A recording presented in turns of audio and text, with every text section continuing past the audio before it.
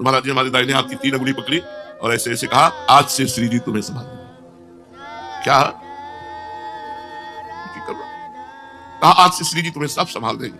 और दूसरे दिन गए, महाराज जी से कहा, सर्वम खलविदम ब्रह्मणे नानास्ति किंचन, हमारा लक्ष्य है।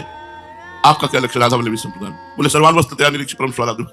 बिल्कुल हृदय की ग्रंथि एक एक खोलते चले गए। और हम का शालिग्राम की उपासना करते हैं, तो बोले शालिग्राम किसी को दे दो।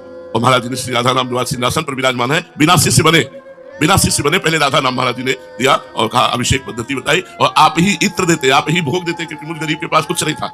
महाराज जी ने तो स्वीकार किया।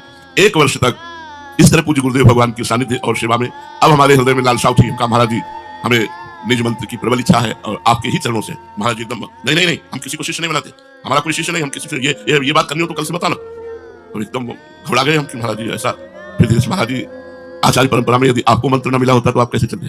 बहुत प्रवीण, मतलब बातचीत में तो प्रवीण थे ही। तो कहा महाराज जी अगर आप नहीं देंगे तो परंपरा कैसे चलेगी? आचार्य ने तो परंपरा चलाने के लिए ही दिया है। थोड़ी देर चुप रहे, बोले दे सकते हैं, लेकिन गोस्वामी जी लिखित आदेश करें तब। पहले तो गए राधा वल्लभ जी से आंख मिलाई, उनका देखो भारी समस्या में फंसा दिया, आपकी समस्या का समाधान आप ही कर सकते हैं। पूज्य गोस्वामी जी बड़ी मस्ती में बैठे थे, गए हम दंडवत किया, बोले कैसे? हम कहा ठीक है महाराज जी वो निज मत। बोले हाँ ये अभी हरिवंश महाप्रभु का जन्म उत्सव आता है, इसमें दे देंगे। मर गए। अब मतलब हम पूरा बोल ना पाए, वो उदार शिरोमणि। हम कहा आप क्या करें, मतलब तो कोई रास्ता ही नहीं रह गया। और वो कह रहे लिखित लाओ, ये कह रहे हम दे देंगे। अब तो मतलब गए बारंडे में बैठे, राधा वल्लभ जी को देखते रहे। नीचे गए, मिठाई की दुकान से कागज और पेन लिया, आए लिखा कि हे करुणामयी स्वामिनी, जैसे आपने हमें कृपा करके स्वीकार करके मुझे हमको राधा वल्लभ जी दिए, ऐसे मुझे आदेश हुआ है कि आप निज मंत्र पूज्य महाराज जी से लीजिए, तो आप कृपा करके ऐसी उदारतापूर्ण आदेश अनुमति दे दीजिए। जो कहा हाँ ठीक है, तो इसमें दस्तखत कर दीजिए। कि आप वो दस्तखत के साथ क्या आएंगे, बुला को बैठा के बात कर लेंगे। बैठा करके बात कर ली।